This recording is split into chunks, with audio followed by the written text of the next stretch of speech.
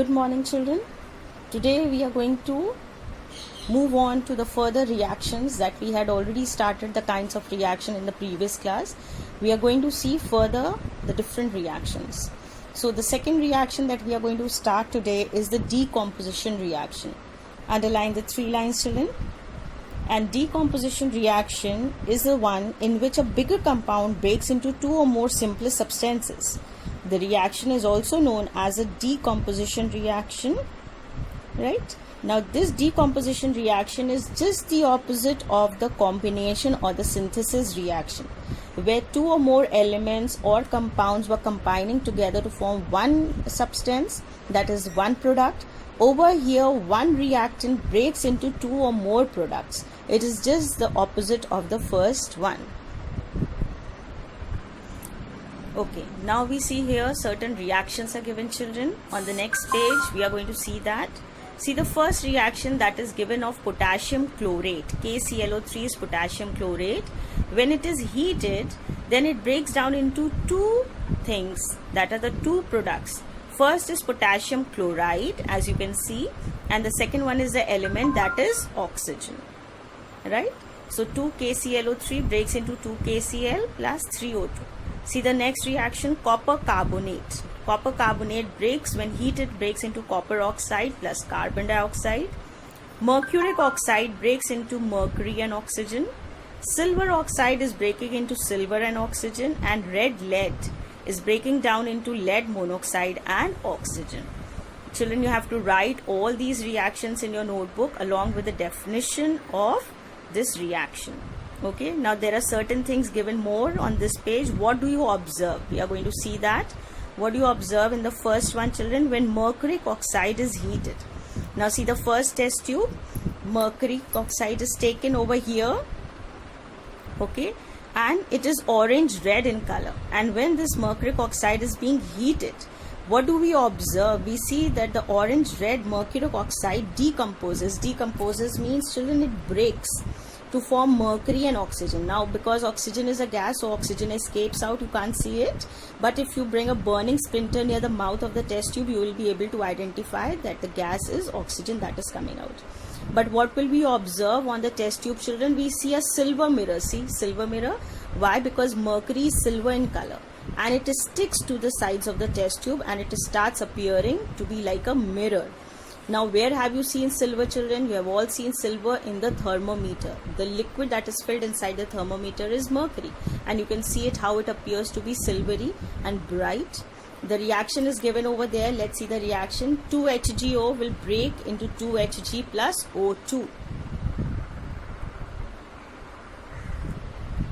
See the next one. When copper carbonate is heated. Now copper carbonate in the beginning, children, it is bluish green in color. And when we heat it, we see that something starts changing the color from bluish green. The mass changes into black color. Now how come such a color change is observed, children? Because it is undergoing a chemical change, and in a chemical change, children, many a times the change of color identifies and shows that a chemical reaction has already taken place. And this bluish green copper carbonate, that is CuCO3, when heated starts breaking down into copper oxide. Now copper oxide is CuO, it is black in color, and a gas starts coming out which is carbon dioxide. Now you can't see the gas, children, because again it is colorless and odorless. But if you pass this gas through the lime water, you will see that the lime water will turn milky. On the other side, we have the explanation given. See the explanation, children.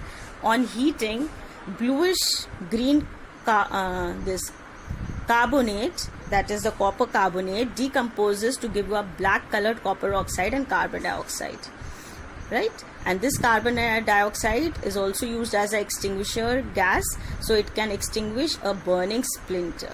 Okay, reaction is given there. Now we see the last one. When red lead is heated. Now red lead is red in color. When you heat it, it changes the color from red to yellow. That the color change is also very obvious. And what is coming out more, children? more is coming out oxygen. Now see, a burning splinter is put inside. It will keep on burning and the flame will keep on becoming bigger and bigger.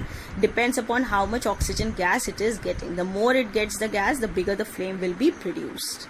Okay, so on heating red lead, it decomposes to give litharge, that is lead oxide, and that is yellow in color. The red colored compound changes to yellow colored compound with the release of the gas. Okay, so till here we are doing it today, children. Okay, so complete your notebook work and good morning and have a nice day ahead. Today we are going to do the last portion of this chapter, that was reactions. So there are 2 more reactions that are left that we are going to cover up today. We start with the third kind of reaction, children. It is known as a simple displacement reaction. Underline these 3 lines, that's the definition that has to be written in your notebook, and the reactions that follow in have to be written also. So it says, when one element will displace another element from a compound and will take its place, the reaction is called a simple displacement reaction, or simply a displacement reaction. That means that one element will be able to remove the other element from a compound. Now see the reaction, children. Magnesium and hydrochloric acid. Now magnesium will replace this hydrogen and will take its place to form magnesium chloride and hydrogen. Come to the third one, iron and copper sulfate. Now iron will displace this copper and it will take its place to form ferrous sulfate and copper will precipitate out. Silver and sodium. Silver nitrate and sodium. Now sodium will displace silver, will take its place to form sodium nitrate and silver will precipitate out. Now why this precipitation is taking place, or why these elements were able to displace the other elements, that depends upon the reactivity series, children. There's a reactivity series, it's not given. I'm going to send you the pic of that reactivity series. Now according to that, children, the elements that are above in the reactivity series, see this, the elements which are above in the reactivity series are more reactive than the elements which are on the lower side. So if an element is positioned up in the series, it will easily be able to remove the element which is positioned below that in the reactivity series. Now I'm telling you the first one, it was magnesium and hydrochloric acid. Now look at the position of magnesium, it's here, and hydrogen is here, right? So magnesium is here and hydrogen is here. That means magnesium is more reactive than hydrogen. So in a reaction, magnesium is going to displace hydrogen and take its place to form magnesium chloride. Similarly, iron when reacts with copper sulfate. Now look at the position of iron and look at the position of copper. That means iron is more reactive than copper. When they put into a reaction, iron will displace copper and will take its place. So this reactivity series is very important for the displacement reactions. Okay, this pic I am going to send you separately. Now in your books it is given, children, when iron rod is immersed in copper sulfate solution. In the beginning of the reaction, children, copper sulfate is blue in color. And when you put an iron rod into it, after some time you will see that the color will change from blue to green. And some deposition will be seen on the iron rod. Now why this color change is there? That means a chemical reaction has taken place. This copper sulfate has been changed into ferrous sulfate. This copper sulfate has been changed into ferrous sulfate. Why? Because iron has displaced copper. And now where has copper come out? Copper can be seen sticking to the iron rod. Now over here they are showing pink, children. Actually it is reddish orange in color. So make a change over here. It is not the pink deposit, it is the reddish orange deposit. The next one is, children, when a zinc strip is immersed in hydrochloric acid, we will see some gas coming out. Some gas bubbles will be seen coming out, and if you ignite that gas will burn with a blue flame. Why? Because see in the reaction, children, zinc is going to displace hydrogen and take its place. So a new compound will be formed, that is zinc chloride. And what will come out? Hydrogen. Now this arrow means, children, it is coming out. And that gas which is coming out, we are collecting it, and when we burn it, it is burning with a blue flame. Again, a displacement reaction. The double displacement reaction. Let's see through the definition of double displacement reaction, children. Underline these 3 lines. When two substances react By exchanging their radicals, the reaction is said to be a double decomposition reaction or a double displacement reaction. It can be named by two names. It has two names, children. It is also known as a double displacement or a double decomposition reaction. Now, why it is known as a double displacement or a double decomposition reaction is, children, because in this there are two compounds that will react together to give us two more products, and those two reactants that are there, children, they first decompose. That means they first break down into their ions and then again they recombine to form the different compounds. So that is why, because both the compounds are going to decompose, both of them are going to break down, they are going to exchange their ions. That is why it is also known as a double displacement or a double decomposition reaction.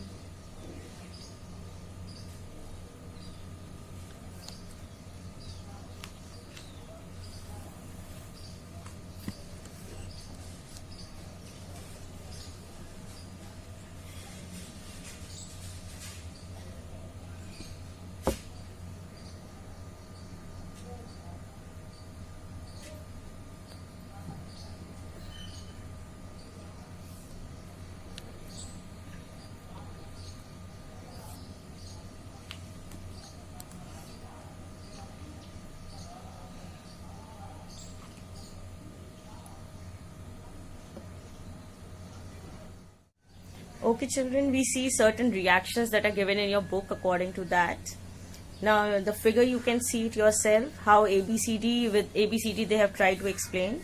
But one thing to be kept in mind over here is that every compound is made up of two ions, children, a positive ion and a negative ion, right? And these positive and negative ion, children, when they come into a reaction, they exchange their ions, and the positive ones, they take a negative one that is of the other reactant, and the other one takes the negative of the first one.